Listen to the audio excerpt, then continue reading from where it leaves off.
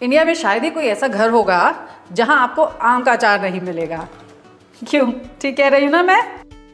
भाई एक समय था कि गर्मियाँ आई और सबके घर में आम का अचार डलने लग जाता था, लेकिन आजकल ऐसा नहीं हो रहा है। क्यों? शायद इसलिए क्योंकि आम के अचार को बनाने में लगता है भाई थोड़ा सा समय, और शायद आजकल समय हमारे पास थोड़ा कम है। फिर आम को पहले सुखाना पड़ता है, फिर अचार डालने के बाद उसे हफ्ते भर धूप दिखाना पड़ता है ना?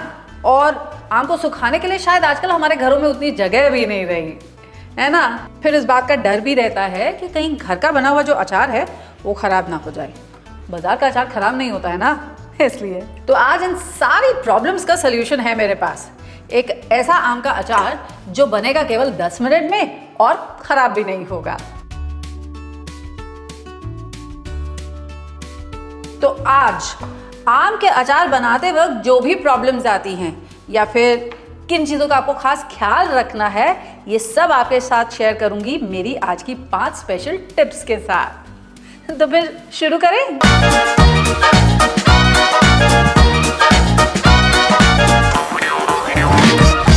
तो सबसे पहले तो ये जान लिया जाए कि आम आपको कौन सा लेना है या कैसे सेलेक्ट करना है।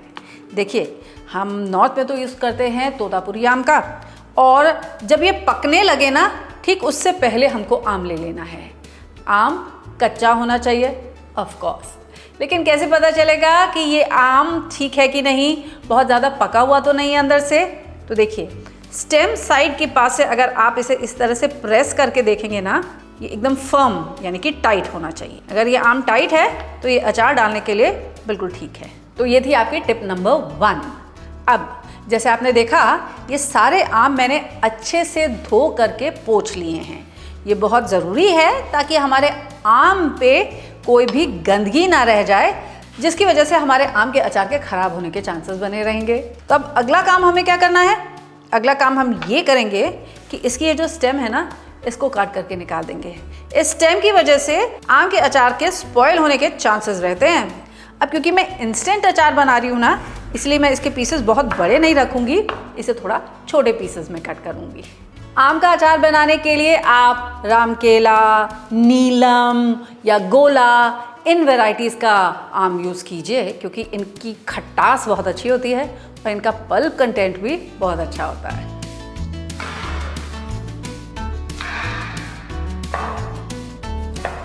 अब इसकी ये गुठली जो है ना, इसे हटाना बिल्कुल मत भूलिएगा। वैसे आपको बाज़ार में जब आप आम खरीदने जाएंगे ना, वहाँ पर दुकानदार भी इनको काट करके दे देगा। वो दुकानदार भैया का जो आम काटने का मशीन होता है ना, वो चाकू, वो कितना गंदा सा होता है। अगर आप उसके कटे हुए आम से डायरेक्टली अचार डालेंगे तो उसके स्पॉइल होने के चांसेस पूरे के पूरे हैं। इसलिए उसे घर ले आइए, पहले अच्छे से धो लीजिए और फिर धोने के बाद पोंछ करके अच्छे से सुखा लीजिए, एग्जैक्टली जैसे मैंने अभी इन आम को किया है, और तब उनका अचार डालेंगे। अब ये सारे मैंगो पीसेस कट गए ना, तो पहले इनको मैं ले रही हूँ एक बड़े से बोल में। अब इस मैंगो पीसेस में मैं ऐड करूँगी 2 चम्मच नमक और इसे अच्छे से मैं मिक्स कर लूँगी। अब जानते हैं ये नमक क्या करेगा? नमक के मदद से मैंगो के अंदर जो मॉइस्चर है, यानी जो पानी है, वो बाहर निकल के आएगा। इस प्रोसेस को हम कहते हैं स्वेटिंग। अब नमक लगा करके हम इसे रख देंगे तकरीबन 10 मिनट के लिए, ताकि ये जल्दी से स्वेट हो जाए। और तब तक हम क्या करेंगे? तब तक हम इसके मसाले तैयार कर लेंगे। तो कभी सोचा है आपने कि अचार डालते वक्त हम इन्हीं मसालों का इस्तेमाल क्यों करते हैं? ये मेथी, सौंफ, मंगरेल और सरसों, वो इसलिए क्योंकि देखिए, ये जो मेथी है या फिर ये जो सरसों है, इनमें होती है anti bacterial, anti fungal properties. और ये कलौंजी, यानी कि जिसे हम काला जीरा भी कहते हैं, ये और ये सौंफ, ये हमारे अचार को देते हैं एक बहुत अच्छा सा फ्लेवर भी। अब एक पैन में मैं ले लूँगी 2 टेबलस्पून मेथी, 2 टेबलस्पून सरसों के दाने, 2 टेबलस्पून सौंफ, और इनको हल्का सा मैं भून लूँगी। मकसद इनको भूनना नहीं है, इनको बहुत ज़्यादा पकाना नहीं है, बस हम ये चाहते हैं कि इसमें जितना भी मॉइस्चर हो ना, वो मॉइस्चर सूख जाए। वंस अगेन, जैसे मैंने आपको बताया, मॉइस्चर अचार का सबसे बड़ा दुश्मन होता है, इसीलिए इसको अच्छे से सुखा लेना हमारे लिए बहुत ज़रूरी है। मसालों में जैसे ही बढ़िया सी खुशबू आ जाएगी ना, इसे हम कर देंगे बंद और फिर पहले थोड़ा सा इसको हम कूल डाउन कर लेंगे और इसके बाद इसको पीस करके इसका एक पाउडर बना लेंगे। चलिए, मसाला भी डन। आप नोटिस करेंगे कि मैंने इसका एक बहुत फाइन पाउडर नहीं बनाया है, इसको हल्का सा दरदरा रखा है। ऐसे करने से इसका एक अच्छा सा टेक्सचर आता है अचार में, और कुछ नहीं। अब ये जो आम अभी तक हमारा यहाँ रेस्ट कर चुका है, देखिए इसने यहाँ पर नीचे पानी छोड़ना शुरू कर दिया है। तो अब इस आम को कंप्लीटली ड्रेन आउट करके हम निकाल लेते हैं। इसमें बिल्कुल भी हमें पानी नहीं चाहिए। तो जैसे मैंने आपसे कहा था, ये पानी निकाल लेना इसलिए ज़रूरी होता है क्योंकि ये पानी ही तो है जो आपके पिकल का दुश्मन है। पानी रहेगा तो बैक्टीरिया को, फंगस को ग्रो करने के लिए मॉइस्चर मिलता जाएगा। अब ये जो पानी बचा है ना, इस सारे पानी को आप डिस्कार्ड कर दीजिए। देखिए 10 मिनट में ही कितना सारा पानी निकल गया आम से। अब इस आम में पहले तो मिलाएंगे 1 टीस्पून हल्दी, 2 teaspoon Kashmiri red chilli powder, इसी के साथ ऐड करेंगे इसमें 1 चम्मच नमक। वो नमक जो पहले डाला था ना, वो सारा पानी के साथ बह गया है। आप इस आम को इन सारे मसालों के साथ अच्छे से मिक्स कर लीजिए। अब ऐड करेंगे इसमें प्रिपेयर किया हुआ मसाला और इसे अच्छे से आप फिर से एक बार मिक्स कर लीजिए। सारा मसाला जो है आम पे कोट हो जाना चाहिए। और अब बारी आती है अचार में सरसों का तेल मिलाने की। अब कभी आपने सोचा है कि अचार में सरसों का तेल ही क्यों मिलाया जाता है? वो इसलिए, सरसों के तेल में होती हैं anti bacterial, anti fungal properties, जिसकी वजह से आपका अचार जो है वो ख़राब नहीं पड़ता। सरसों का तेल रैंसिड नहीं होता है। आपने नोटिस किया होगा, बहुत बार रखे हुए तेल में एक ऑफ सी स्मेल, एक ख़राब सा टेस्ट आ जाता है। सरसों के तेल में वो नहीं आता, इसीलिए सरसों का तेल इस्तेमाल किया जाता है अचार बनाने के लिए। और हमें चाहिए होगा शुद्ध कच्ची घनी सरसों का तेल जिसमें कोई मिलावट ना हो। इसीलिए मैं इस्तेमाल करती हूँ इमामी कच्ची घनी मस्टर्ड ऑयल का। इमामी कच्ची घनी सरसों का तेल देता है मुझे वो झांझ जो मुझे अचार के लिए चाहिए। झांझ तो जानते हैं ना आप? झांझ होती है किसी भी तेल की शार्पनेस, उसकी पंजेंसी। और अचार बनाने के लिए मुझे चाहिए स्ट्रॉन्ग पंजेंसी।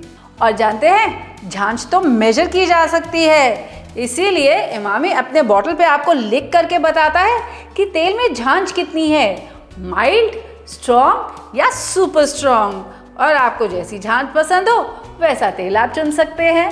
तो मैं इस्तेमाल करने जा रही हूँ आम के अचार के लिए इमामी स्ट्रॉन्ग मस्टर्ड ऑयल का, क्योंकि मुझे चाहिए इसमें एक स्ट्रॉन्ग झांझ। तो अब लेते हैं 1 कप सरसों का तेल और पहले इस तेल को हम गरम कर लेंगे जब तक ये स्मोक पॉइंट पर नहीं आ जाता। अब ये सरसों के तेल को गरम करना क्यों ज़रूरी है? वो इसलिए क्योंकि सरसों के तेल को गरम कर लेने से ना अचार की शेल्फ लाइफ बढ़ जाती है। सच में बढ़िया झांझ है। अब धुआं आ चुका है तो गैस को कर दिया है हमने बंद। इसे पहले थोड़ा सा हम कूल डाउन हो जाने देंगे। अब माइल्डली हॉट मस्टर्ड ऑयल में, यानी कि गुनगुने तेल में, हम ऐड करेंगे आधा छोटा चम्मच हींग और 1 छोटा चम्मच कलौंजी, यानी जिसे हम मंगरेल कहते हैं ना, मंगरेल भी। अब इस हॉट ऑयल को हम पोर कर देंगे यहाँ अपने मैंगो पीसेस के ऊपर। अब आप इसे अच्छे से मिक्स कर लीजिए।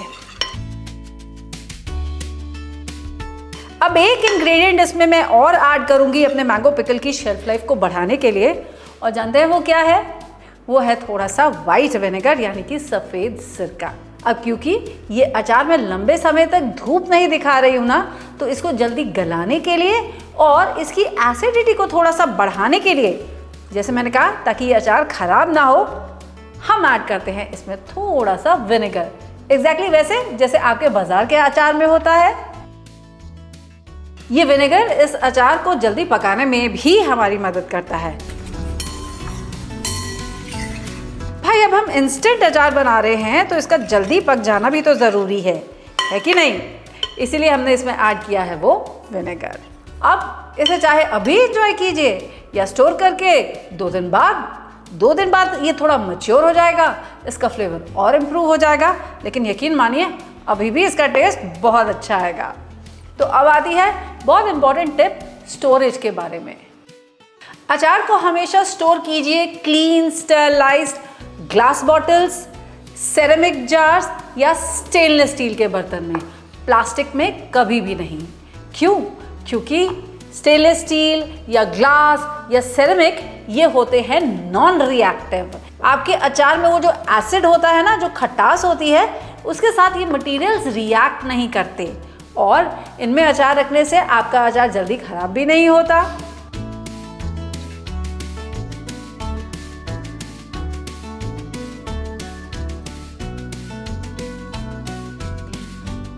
अब आप चाहें तो इसे 2 दिन की धूप दिखाइएगा, इसे थोड़ा सा मैच्योर हो जाने दीजिएगा, या फिर ऐसे ही दाल चावल के साथ, पूड़ी के साथ या पराठे के साथ इसका मज़ा उठाइएगा।